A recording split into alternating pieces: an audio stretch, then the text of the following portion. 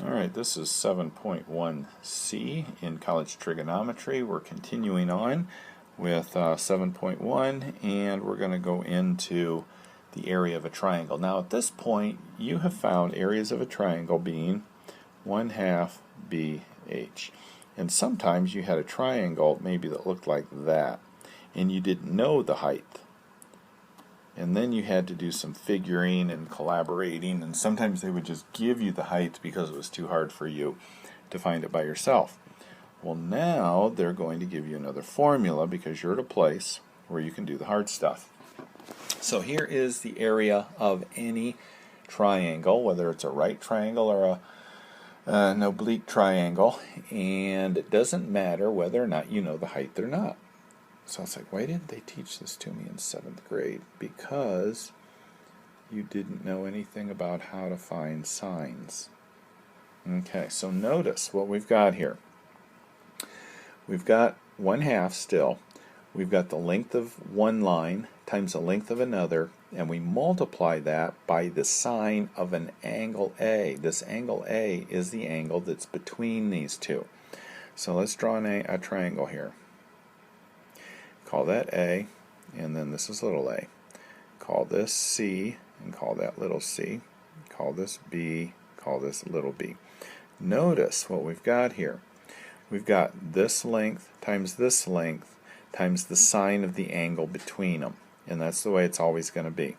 So it's real easy. If you memorize one formula, you've got the rest of them down. 1/2 AB sine of C. So we got ABC. Here we've got ABC. And 1/2 AC sine of what? B. Okay, so it will always be that way. So it makes it real easy to solve these. So the area is half the product of the lengths of two sides and the sine of the angle included between them is the complicated way of saying that. So let's try example 4. So let's look at what we're given here. We're given angle B. We're given little a. Let's make that a degree. And we're given little c. So I can write this as the area equals 1/2 the product of my lengths that I'm given times the sine of the angle in between, which is not B, which is 55 degrees. Okay, so you multiply all that out and you get a length of AC of the area being 585. Alright, so if they give us some stuff without a cool little drawing, and let's say they just give us A is 24 degrees 40 minutes. They give us a length of B, and they give us a length of, they give us a degree of C. Alright, so we've got a triangle here. And they give us A is 2440. And so then we've got little a. We've got C as 52 degrees 40 minutes and little c. And they give us B right here, which is 27.3, and they don't give us that B right there. So according to the area of a triangle, we have, in order to find the area, we have to have, there's no option here, we have to have an angle in two sides in order to use our area equals 1/2 two sides times the sine of the angle that's in between them. But I'm given two angles. I'm not given two sides. So what I have to do is I have to find one of the sides.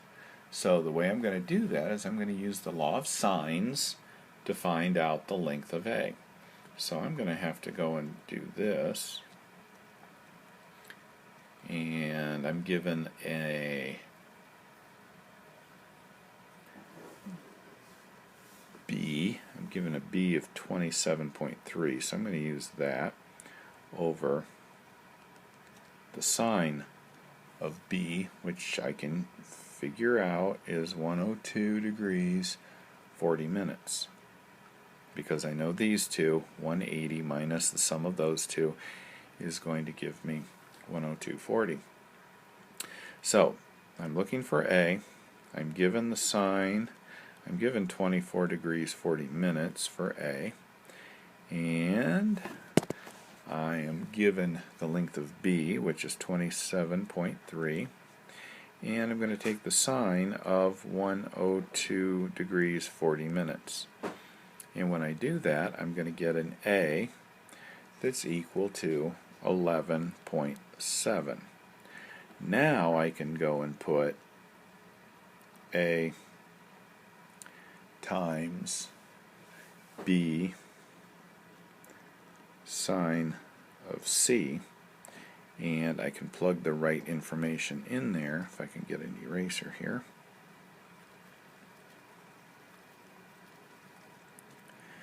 And I get 1/2. 11.7 is my A.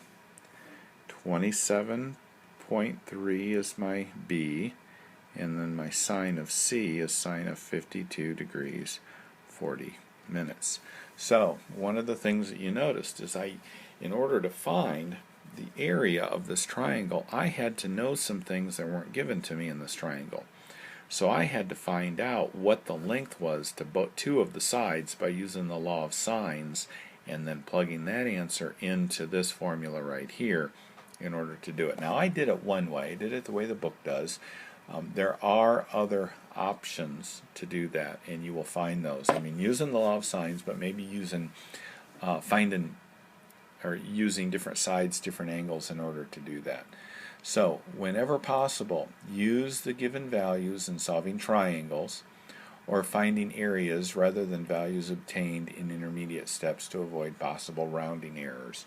So what you're supposed to be doing is you're supposed to be using as many of the exact things that you can so that you don't have errors in your answer. Like I got as an answer for A 127 as far as my area is concerned, but that's not an exact answer. That's an estimate. Interesting. Tristan teaching middle school math to a bunch of kids from Mexico, and they thought that that was the Spanish equal sign rather than an estimate sign. It's just an estimate sign. Alright, so that's it for 7.1.